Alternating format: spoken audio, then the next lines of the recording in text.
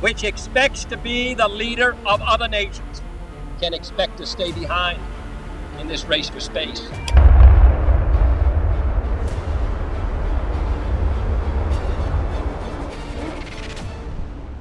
Hello and welcome to the Terran Space Academy, where we help prepare you for a bright future in the space industry.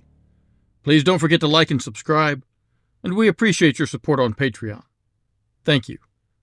Recently, India made a dramatic advancement in space science and exploration by safely navigating the Chandrayaan-3 spaceship, carrying a lunar lander and rover, to the moon's surface. This success was the culmination of decades of hard work by Indian scientists and engineers, making India the fourth nation to land on the moon, and the first to come down at the coveted South Pole, where orbital studies have shown the potential for water ice deposits. But this wasn't the first time India had tried to reach the moon. Indeed, the moon has proven difficult for several nations recently. To understand why requires a little history.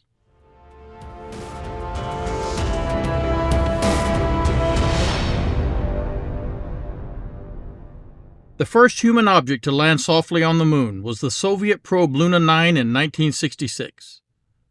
They had already slammed a probe into the lunar surface in 1959 called Luna 2, after Luna 1 had been placed in an incorrect trajectory and sailed on past the moon.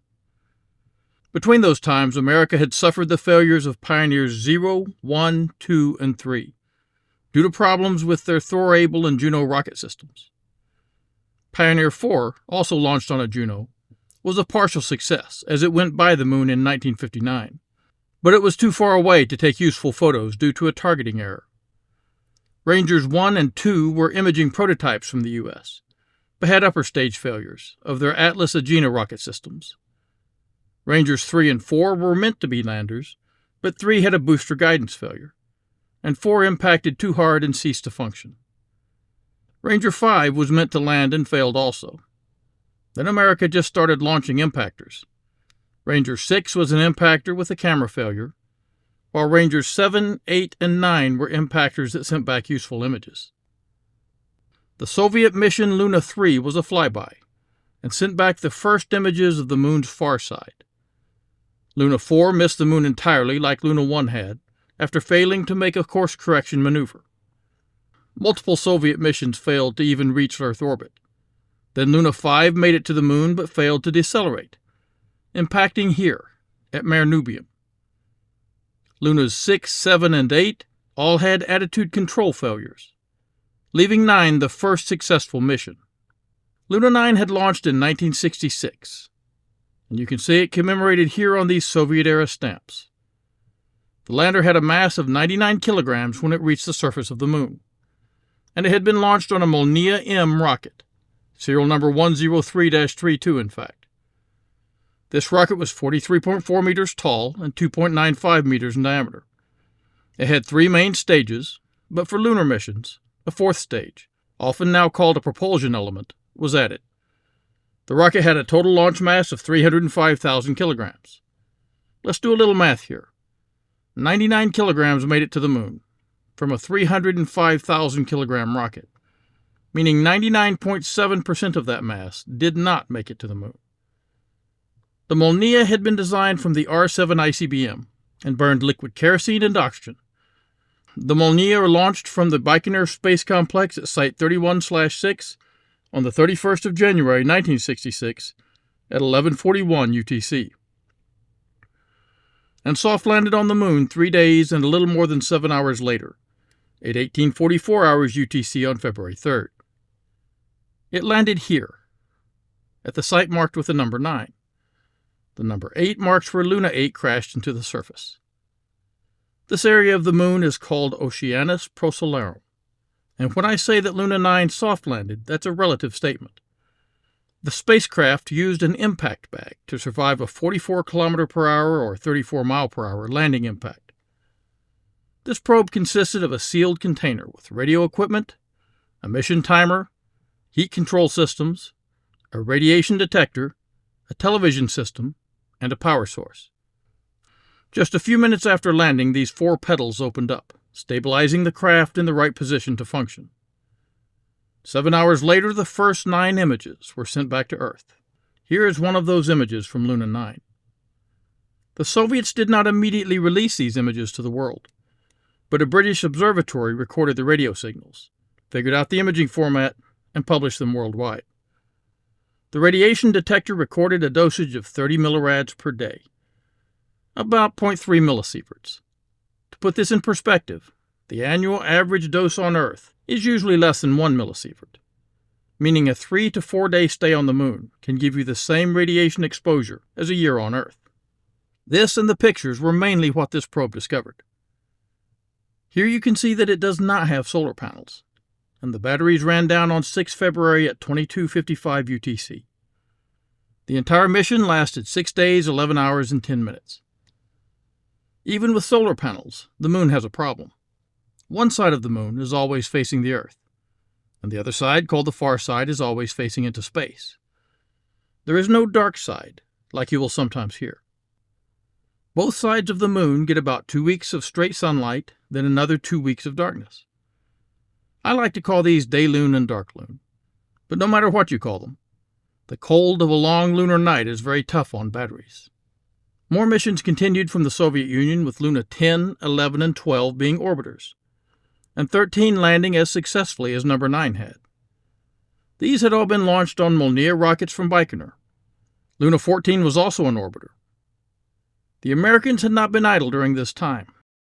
The U.S. had much better success with the Surveyor landers, with Surveyor 1 landing safely in 1966 at the Ocean of Storms. The lander had a mass of 995 kilograms when it came out of orbit and 292 after landing. It operated for 7 months and 8 days.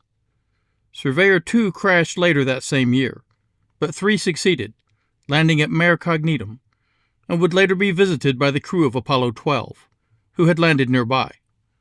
Surveyor 3 was the first spacecraft to send back images of the Earth from the Moon's surface. It had landed a little hard and only operated for 16 days. Surveyor 4 crashed, but 5, 6, and 7 landed safely and recorded valuable information for the Apollo missions. The Soviets had 3 more sample return missions fail, and then came Luna 15. Luna 15 was a Proton KD sample return mission, which failed during descent and crashed at Mare Crisium, at the same time that Neil Armstrong and Buzz Aldrin were strolling on the lunar surface. But there was no real danger to the American astronauts. The Soviets had in fact released the flight plan of Luna 15 to the Americans to ensure that there would be no collision with Apollo 11. We all know what had happened to the Soviet manned lunar program, and if you missed it, you can see it here. The Americans left the Moon in 1972, when Eugene Cernan became the last human to leave. The Soviets landed several more successful missions, including a Luna 16 sample return mission and the Luna 17 landing with a Lunokhod rover, described more fully in this lesson. Luna 18 failed, and Luna 19 was an orbiter, but Luna 20 returned more samples, and 21 landed another Lunokhod. Luna 22 was another orbiter, Luna 23 failed, and Luna 24 was the last Soviet moon mission. It returned 170 grams of lunar material on the 19th of August, 1976. And then the Soviets quit, having never landed a human being on the Moon. And the Moon sat silent for almost 40 years. During that time, the Soviet Union had collapsed, and the United States, having succeeded so beautifully with the Saturn V launch system, quit trying to do much of anything with the Moon, and focused its manned space program on low Earth orbit and the ISS, while sending probes throughout the solar system and even beyond, including multiple landers and rovers on Mars. Through all this, the Moon was mostly ignored, until the Chinese entered the picture. Then exploration of the Moon started up again on the 14th of December 2013, when the Chang'e 3, named for the goddess of the Moon, landed successfully, releasing a rover called U2 or Jade Rabbit. The rover survived for 2 years and 229 days, helping to discover some new types of minerals in the lunar regolith. The base lander is still functioning today. The Chang'e 4 had launched on a Long March 3B rocket. The 3B is also known as the CZ-3B and the LM-3B. This is a 54.8 meter tall, 3.35 diameter rocket with 3 or 4 stages and up to 4 strap-on liquid-fueled boosters. The boosters in first 2 stages burn hypergolic nitrogen tetroxide with unsymmetric dimethylhydrazine, and it has a total launch mass of 425,800 kilograms. The lander had a touchdown mass of 1,200 kilograms, meaning that instead of 0.03% making it to the moon, 0.28% made it. That's over 7 times better, so it is quite an improvement. The next mission for the Chinese lunar exploration program was called Qiqiao-1. I'm hoping I'm getting these pronunciations somewhat right.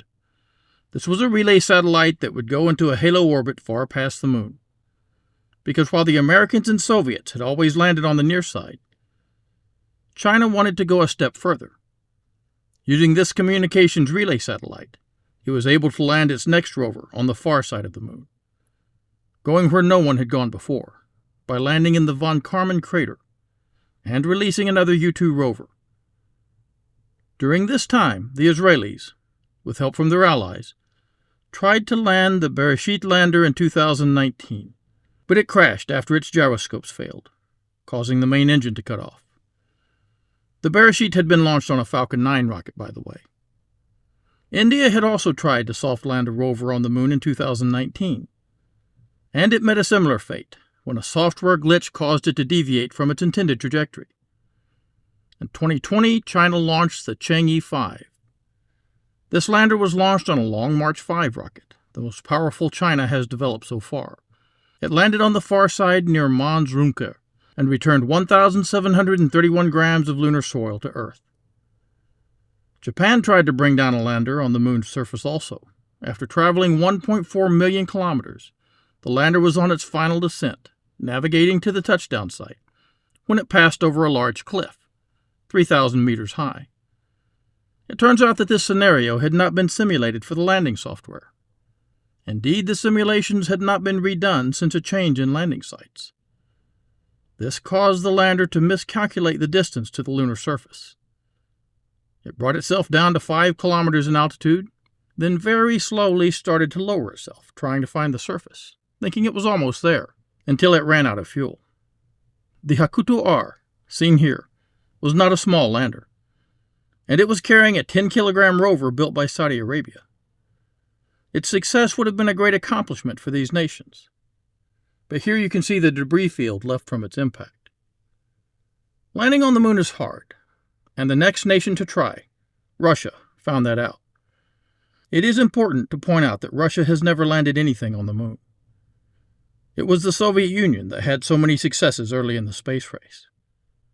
Russia is still flying Soviet-era rockets, but have made very little progress in rocket science since the 1990s after the cancellation of the Energia rocket system. To try to prove itself a worthy successor to the Soviets, Russia dusted off some old technology and tried to land Luna 25, here, at the moon's south pole. Russia was going to call this mission Lunaglob, which I'm sure sounds very cool in Russian, but changed it to Luna 25 to claim continuity with the Soviet missions. Luna 25 launched from the newer Vostochny Cosmodrome on the 10th of August 2023 and went into lunar orbit on the 16th. On the 19th, it tried to land. This would have been a great success for Roscosmos, which they sorely needed. After Russia had started a disastrous war with Ukraine, Roscosmos had canceled their missions to launch European satellites on Soyuz rockets. SpaceX and other companies gladly took over these missions, and Russia really needed a win. Luna 25 had been planned for decades, and would have been a lander only with no rover. It would have had a robotic arm for sample retrieval, as well as instruments such as an active neutron and gamma-ray regolith analyzer, and an instrument to measure atmospheric plasma in the moon's exosphere, with panoramic cameras for imaging. Instead, Luna 25 developed an anomaly, after being commanded to move into a pre-landing orbit of 18 kilometers. One of the maneuvering engines could not be shut down, and it ran for 127 seconds instead of 84 seconds. This brought Luna 25 down much too fast, and it crashed into the lunar surface about 47 minutes later. Russia had spent the equivalent of $130 million on this mission. And that's where things stood, until India tried again. On the 14th of July, 2023, Chandrayaan-3 launched on an LVM-3 rocket. LVM-3 stands for Launch Vehicle Mark III, and it is truly a beautiful machine, standing 43 meters tall with a diameter of 4 meters. Has a total mass of 640,000 kilograms. It can get 10 metric tons to low Earth orbit. This rocket starts with the first stage of S-200 solid rocket boosters, which burn hydroxyl-terminated polybutadiene and have a maximum thrust of 5,150 kilonewtons with an efficiency of 275 seconds. Very similar to an RP-1 fueled rocket. The second stage burns hypergolic N2O4 and UDMH through 2 VCOS rocket engines. These engines were developed by Dr. Nambi Narayanan and his team in 1985. If you want to watch an excellent movie about the development of an engine, and how ungrateful national governments can sometimes be, watch the film Rocketry: The Nambi Effect from 2022. It's in Tamil, but subtitled and totally worth it. The third stage uses a liquid hydrogen and oxygen engine, called the CE-20, and was the first large cryogenic rocket engine developed in India, with a specific impulse of 442 seconds and a thrust of 186 kilonewtons. It's made for endurance and efficiency, burning for 643 seconds. All of this was done for about 75 million American dollars. Once having launched, a number of gravity assists from the Earth, seen here, were expertly used to get the Chandrayaan-3, consisting of a propulsion module, Vikram lander, and Pragyan rover, into orbit around the Moon. If you watched the landing live, you saw a rough braking phase, which reduced the lander's horizontal velocity from a range of 1.68 kilometers per second, which is more than 6,000 kilometers per hour, at a height of 30 kilometers from the lunar surface, to almost zero lateral motion. At a height of 7.42 kilometers from the surface, the lander goes into an attitude hold phase, lasting around 10 seconds, during which it should tilt from a horizontal to a vertical position while covering a distance of about 3.48 kilometers. Then the fine braking phase starts, lasting around 175 seconds, where it will then traverse the final 28.52 kilometers to the landing site. The altitude will come down to 800 to 1,000 meters, and it will reach a nominal speed of 0 meters per second. This is the altitude hold phase. It was between the altitude hold phase and the fine braking phase that Chandrayaan-2 lost control and crashed. The Chandrayaan-3 is more independent, with systems that allow the lander to control its own attitude and thrust during all phases of the descent. Finally, we have the terminal descent stage, when the spacecraft is supposed to descend totally vertically onto the surface, and the lander is brought down using these. These are 4 800-Newton hypergolic-powered rocket engines. The lander has several different types of sensors. Here we see a star sensor, to make sure the lander knows its orientation in space, a laser Doppler velocimeter, which allows the lander to accurately detect its attitude in 3 axes. Here is a laser altimeter to constantly report to the computer the lander's altitude above the surface. And here we see the landing legs, which are stronger than the previous version. And a lander hazard detection avoidance camera, in case a big rock is in the way, just as we try to land. This is the LRA, which stands for Laser Retroflector Array, which is from NASA, and allows them to very accurately measure the distance from Earth to the lander. Here is the ILSA payload, which stands for Lunar Seismic Activity. Moonquakes are not common, but the Moon is still cooling and shrinking, and the Earth's gravity is constantly squeezing the Moon. This can create ground displacement and cracks in the lunar surface. Here you can see a ramp descending and the Pragyan rover making its way to the surface. The Pragyan has 6 wheels, an antenna for communications, and a solar panel for energy, a navigation camera, a warm electronics box for computerized control, and sensors including an alpha particle X-ray spectrometer, which can detect elements in the Moon's surface. The element curium is used to generate alpha particles, which are fired at the regolith.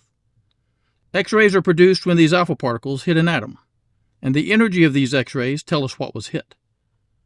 This type of instrument is excellent for identifying major elements on the Moon, like aluminum, calcium, iron, silica, sodium, magnesium, titanium, strontium, yttrium, and zirconium.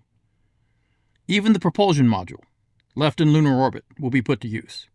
It has a spectropolarimetry of habitable planet Earth instrument, or SHAPE for short, which will perform spectroscopy and polarization studies on the Earth's atmosphere and clouds. Its main goal is to detect signs of life and habitability, so that we will know what to look for when examining exoplanets from a distance. The Indian Space Research Organization was brave enough to live stream the landing. This bravery can let the world share in your disappointment when a landing fails, and help them understand why it is so hard. But it also allows the entire world to celebrate your success. And today, India is the first nation to have successfully landed on the south pole of the moon, which is where all that awesome water ice should be. The only way to find out is with innovative technology, brilliant scientists, and dedicated engineers, which India has now proven without any doubt that it has. We welcome the fourth nation to land on the moon, and the first to make it to the most important location for humanity's lunar future. And we look forward to the day when the descendants of one of the oldest civilizations on Earth will help humanity build an entirely new one among the stars. Thanks for listening, and stay safe at Astra Pro Terra.